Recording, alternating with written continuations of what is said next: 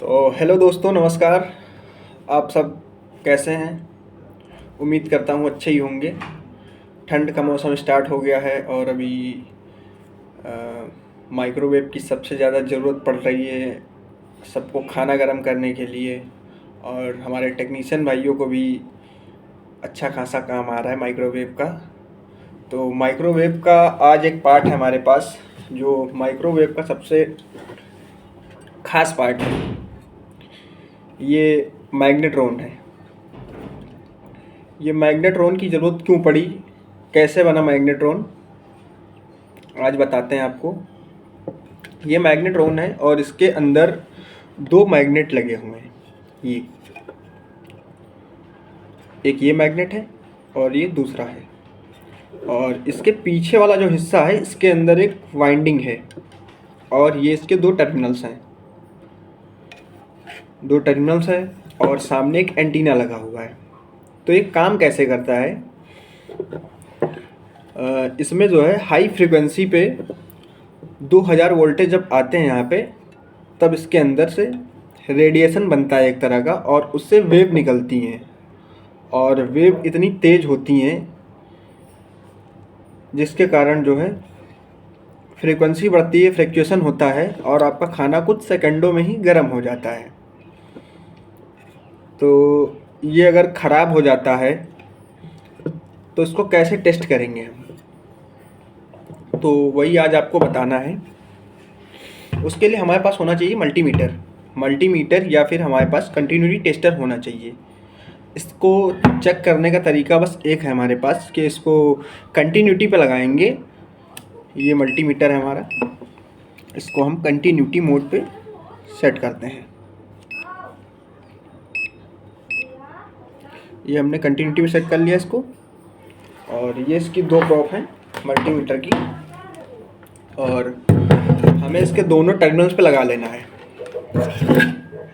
इस पर negative positive कुछ नहीं होता, हाई फ्रीक्वेंसी आती है और 2000 वोल्टेज आते हैं इस पर। तो किसी भी टर्मिनल पे हम इसको लगा सकते हैं। लगाने के बाद हमें बीप साउंड मिलेगी। ये बीप साउंड आ रही है। बीप साउंड के साथ में हमें कुछ रेजिस्टेंस वैल्यू भी दिखेगी, लेस देन 1 ओम। 1 ओम से कम वैल्यू आनी चाहिए। और दूसरी कंडीशन ये है कि ये बॉडी के साथ शॉर्ट नहीं होना चाहिए। ये मैं बॉडी पे लगा रहा हूँ तो बॉडी के साथ शॉर्ट नहीं होना चाहिए। अगर बॉडी से बीप आ गई तो आपका ये मैग्नेट्रॉन ख़राब है। और बहुत सी कंडीशन में लोग परेशान भी होते होंगे कि यहाँ पे तो वैल्यू दिखा रही है, बीप बज रहा है, बॉडी से भी शॉर्ट नहीं, फिर भी मैग्नेट्रॉन काम नहीं कर रहा है। क्यों नहीं कर रहा है? क्योंकि मैग्नेट्रॉन की वाइंडिंग तो ठीक है। बहुत सी कंडीशन में ये आपका जो है वाइंडिंग ठीक होता है, और जो है ये मैग्नेट बीच से, ये मैग्नेट, ये वाला, ये आगे वाला कोई मैग्नेट ब्रेक हो जाता है, बीच से टूट जाता है। उस कंडीशन में भी आपका मैग्नेट्रॉन नहीं चलेगा।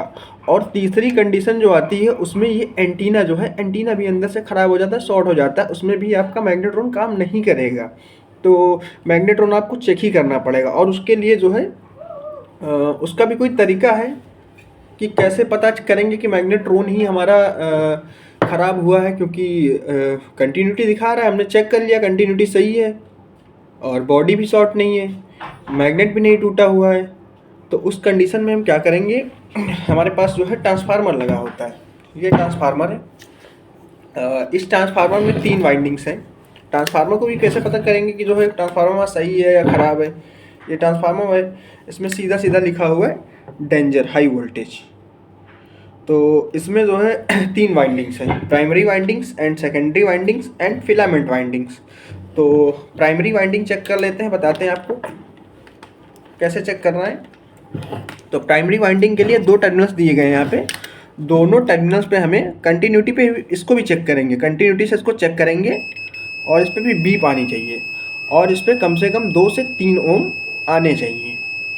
2-3 ओम जो है आएंगे तो मतलब आपका ये सही है। इस पर चेक कर लिया और फिर इसको बॉडी से चेक कर लेते हैं, कहीं बॉडी से कोई लीकेज नहीं, शॉर्ट नहीं है, वो भी नहीं है। तो दोनों टर्मिनल्स, ये प्राइमरी वाइंडिंग है जिसमें आपके 220 वोल्ट न्यूट्रल और फेस जाएंगे। लाइन न्यूट्रल जाने के बाद फिर आपके जो है आते हैं सेकेंडरी वाइंडिंग। ये आपकी हो गई सेकेंडरी वाइंडिंग। तो सेकेंडरी वाइंडिंग पे 2 तार ऑलरेडी यहाँ से निकाले जाते हैं। ये सेकेंडरी वाइंडिंग हो गई। इस पे भी जो हम चेक कर लेते हैं। सेकेंडरी वाइंडिंग पे सेम जैसे मैग्नेट्रॉन पे चेक किया हमने, लेस देन 1 ओम, 0.4, 0.5 इतनी ही वैल्यू आनी चाहिए। और उसके बाद हमारा फिलामेंट आता है। ये फिलामेंट के लिए एक यहाँ पे टर्मिनल निकाला गया है। इस पे चेक करेंगे तो हमारा 150 से 200 ओम्स आना चाहिए। इस पर बीप नहीं आनी चाहिए, बीप नहीं आएगी। 150 ओम, 140 ओम, 180 ओम, 200 ओम तक इस पर रेजिस्टेंस आएगा। और उसके बाद जो है ये हमारे दोनों वायर जो हैं मैग्नेट्रॉन में लग जाते हैं ऐसे। ये मैग्नेट्रॉन में दोनों वायर लग गए। ये इसकी वायरिंग कंप्लीट हो गई। और ये हमारे 2 टर्मिनल्स बच गए इधर। ये नीचे के 2 टर्मिनल्स हैं, इस पे न्यूट्रल और फेस आ गया। फिर हमारे पास आता है कैपेसिटर। ये है कैपेसिटर। और ये अपना नॉर्मल कैपेसिटर नहीं जो हम सारी चीज़ों में लगाते हैं, जो अपना एसी में लगता है, फैन में लगता है, वो नहीं। इसकी फ्रीक्वेंसी बहुत ही ज़्यादा होती है। होता तो ये 1 माइक्रोफैराड का ही है, 1 माइक्रोफैराड का है, लेकिन ये ज़्यादा फ्रीक्वेंसी को आगे पास कर रहा है। इस पर साफ साफ देखिए लिखा हुआ 2100 वोल्ट, 2100 वोल्टेज पे ये काम करता है। तो इसको चेक करने का भी सीधा वही तरीका है अपना, जैसे सारे अपने कैपेसिटर चेक करते हैं, इसका भी माइक्रोफैराड चेक कर सकते हैं हम। और कंडीशन यही है कि बॉडी के साथ ये भी शॉर्ट ना हो। अगर बॉडी के साथ इसकी बीप बच गई टर्मिनल से तो फिर ये भी ख़राब है। बाकी इसका रेजिस्टेंस हम चेक कर सकते हैं। और उसके साथ में लगता है हमारा एक डायोड। ये तो डायोड जो है कैसे लगता है, डायोड हमारा हमेशा जो है जो हमारी फिलामेंट वाइंडिंग आती है उसके साथ में अटैच होके 2 टर्मिनल्स इसमें भी दिए होते हैं, 2-2, एक ये, इस पे भी 2 हैं और इस पे भी 2 हैं। लेकिन हमें जो है ये डायोड इसके साथ में अटैच करके और ये हमारा फिलामेंट के साथ में ऐसे लगा के ये हमारा जाएगा बॉडी के साथ में। ये बॉडी में लग गया। और दूसरा वाला जो है हमारा ये वाला, ये जो देख रहे हैं फिलामेंट का जो दूसरा टर्मिनल है, इस टर्मिनल से इस पे आ जाएगा। तो बात हो रही थी उस चीज़ पे कि कैसे पता करेंगे कि हमारा मैग्नेट्रॉन ही ख़राब है, हमारा ट्रांसफार्मर या हमारा डायोड या फिर कैपेसिटर तो नहीं ख़राब है। तो इसको चेक करने के लिए सबसे पहले ये टर्मिनल्स हम अपने हटा लेंगे, माइक्रोवेव से डायरेक्ट हटा लेंगे टर्मिनल्स। ये टर्मिनल्स हटा लिए मैंने।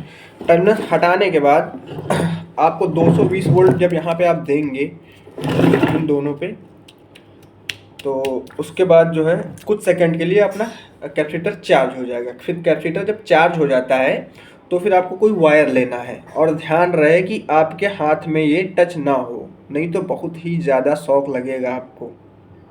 तो आप स्क्रू ड्राइवर भी यूज़ कर सकते हैं, लेकिन अच्छा स्क्रू ड्राइवर जिस पे प्रॉपर इंसुलेशन हो और नीचे बिट पे भी इंसुलेशन हो।